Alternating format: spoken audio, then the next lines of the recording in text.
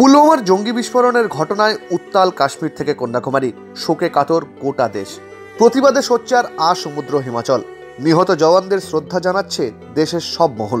Social মিডিয়াতে বিভিন্ন মুহূর্ত সামনে আসতেই কান্নায় ভেঙে পড়ছে দেশবাসী।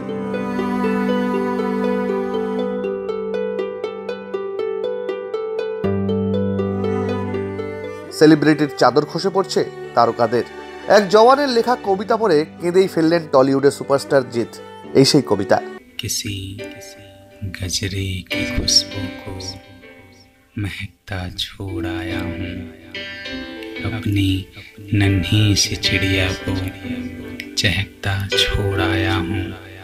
मुझे छाती से अपनी तुम लगा लेना है भारत माँ, मैं अपनी माँ की बाहों को तरसता छोड़ आया हूँ। যা সোশ্যাল মিডিয়াতে পোস্ট করে জিৎ লিখলেন, এই কবিতা পড়ার পর মনে হলো বুকে যেন কেউ আঁচড় দিয়ে গেল, চোখে জল এসে গেল। জওয়ানদের সালাম জানালেন আবেগপ্রবণ জিৎ।